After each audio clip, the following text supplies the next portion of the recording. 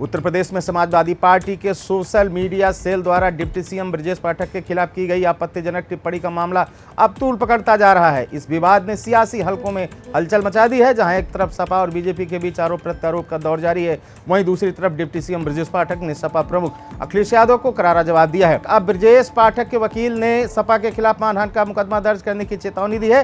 हाल ही में सपा के आधिकारिक एक्स हैंडल से ब्रजेश पाठक के डीएनए को लेकर एक आपत्तिजनक पोस्ट की गई थी, जिसके बाद बीजेपी ने इस मामले हजरतगंज थाने में एफआईआर दर्ज कराई। इस पोस्ट को लेकर सपा प्रमुख अखिलेश यादव ने सफाई दी थी कि ऐसी घटना दोबारा नहीं होगी, लेकिन उन्होंने पाठक के पहले दिए गए बयानों को भी अनुचित ठहराया। इस बीच डिप्टी सीएम ब्रजेश पाठक ने सोमवार को अपने एक्स हैंडल पर एक लंबा बयान जारी कर अखिलेश यादव और उनकी पार्टी पर तीखा हमला बोला। ब्रजेश पाठक ने अपने बयान में कहा कि अखिलेश यादव जी, आप डीएनए के सवाल पर बहुत भड़के हुए हैं। मैंने ये क्या कह दिया कि समाजवादी पार्टी के डीएनए में खराबी है? आप आपे से उसी तरह बाहर हो गए जैसे 10 साल पहले यूपी की सत्ता से बाहर हो गए थे। आप इस बात को समझिए कि डीएनए में खराबी से हमारा मतलब किसी व्यक्ति विशेष से नहीं, बल्कि आपकी पार्टी की राजनीतिक सोच से है।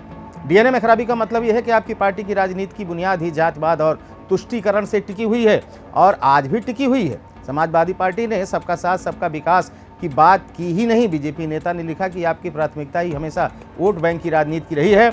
नीतियों और आदर्शों से आपका दूर दूर तक लेना देना नहीं रहा। मैं आपको पार्टी के डीएनए में खराबी के मसले को और खुलकर समझा देता हूं। दरअसल मुस्लिम तुष्टीकरण ही आपकी राजनीति का केंद्रीय हिस्सा रहा है।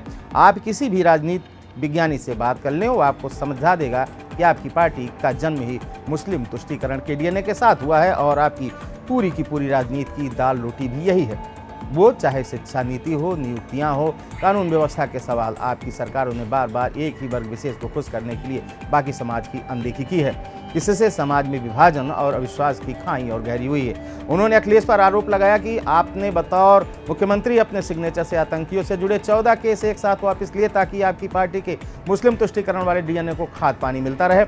ऐसे में मैं अच्छी तरह समझा सकता हूं कि डीएनए पर सवाल उठाने से आप इतने तिलमिलाए क्यों हैं, आपको इतना दर्द क्यों है। आपकी पार्टी का डीएनए तो दलितों के भी खिलाफ रहा है। समाजवादी पार्टी का शासनकाल में बार बार देखा गया कि दलितों के अधिकारों को कुचला गया, उन्हें राजनीतिक रूप से हाशिए पर रखा गया और उनके साथ अन्याय की घटनाओं में वृद्धि हुई। यह सिर्फ प्रशासनिक विफलता ही नहीं, बल्कि ये गहरी साजिश मानसिकता को दर्शाता है। अखिलेश जी, इसलिए जब हम कहते हैं कि समाजवादी पार्टी के डीएनए में खराबी है, तो हमारा सीधा मतलब यह है कि पार्टी सत्ता के लिए समाज को बांटने में यकीन रखती है, जाति धर्म और वर्ग को देखकर राजनीति करती है। इसलिए आपको कितना होइए, हो सके तो खुद को और अपनी पार्टी को सोच को बदलने की कोशिश कीजिए। उन्होंने आगे लिखा कि एक बात और, आपका सवाल आपकी पार्टी का ट्विटर हैंडल जो भी चलाता है और जो भी आपको बड़े बड़े पैराग्राफ वाले बयान लिखकर भेजता है, वो तो इतना नादान है कि उसने आपके जरिए यह कबूल करवा लिया कि जेपी लोहिया और राजनारायण जैसे महान नेताओं के समाजवाद को गंदी, पतित और कलुषित गालियों में तब्दील कर देने वाले ये लोग आपके अपने ही हैं।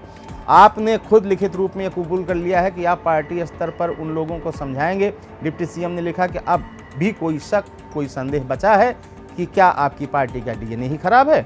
अखिलेश जी, अंत में यही कहूँगा कि अगर आप बदल सकते हैं तो खुद को बदलिए, अपनी पार्टी के डीएनए को बदलिए, वरना आज से लेकर 2027 और उसके बाद भी आपको अपनी पार्टी का यही डीएनए परेशान करता रहेगा। अभी तो मैं कह रहा हूँ, इसके बाद प्रदेश की एक एक गली, एक एक मोहल्ले से, एक एक गांव, शहर, जिले और यहाँ तक कि एक एक आम व्यक्ति की जुबान से आपकी पार्टी के डीएनए का जिक्र फूटेगा।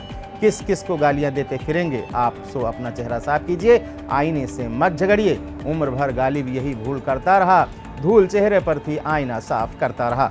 इस बीच डिप्टी सीएम ब्रजेश पाठक की ओर से उनके वकील प्रशांत सिंह अटल ने सपा को कानूनी नोटिस भेजकर कड़ा रुख अपनाया है। प्रशांत सिंह अटल ने इस टिप्पणी को गैर जिम्मेदाराना और निम्न स्तर का करार देते हुए कहा कि यह बहुत ही गैर जिम्मेदाराना और निम्न स्तर का कृत्य था।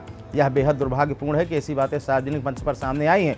उन्होंने कहा कि यह टिप्पणी राजनीतिक मर्यादा का घोर उल्लंघन है और यह मानहानि की श्रेणी में आता है। अटल ने सपा को 15 दिन का समय देते हुए संबंधित ट्वीट हटाने और सार्वजनिक माफी मांगने की मांग की है। उन्होंने चेतावनी दी कि ब्रजेश पाठक उत्तर प्रदेश में एक महत्वपूर्ण पद पर हैं, वह उप मुख्यमंत्री हैं और उनके खिलाफ ऐसी हल्की बातें करना मर्यादा को उल्लंघना है। ट्वीट हटाएं, सार्वजनिक माफी मांगे और इसे 15 दिनों के भीतर सामने रखें, अन्यथा हम सपा के खिलाफ मानहानि का दीवानी और आपराधिक मुकदमा दायर करेंगे। इस विवाद ने उत्तर प्रदेश की सियासत को गरमा दिया है। जहां बीजेपी सपा पर हमलावर है, वहीं सपा भी बीजेपी के खिलाफ आक्रामक रुख अपनाए हुए है। बीजेपी समर्थकों का कहना है कि सपा की यह हरकत उनकी हताशा को दर्शाती है, जबकि सपा समर्थकों का तर्क है कि बीजेपी इस मामले को अनावश्यक रूप से तूल दे रही है। आने वाले दिनों में यह विवाद और क्या रंग लाता है, यह देखना दिलचस्प होगा। खबर में यहीं तक। आप देख रहे थे नादी टीवी डिजिटल। दीजिए इजाजत, नमस्कार।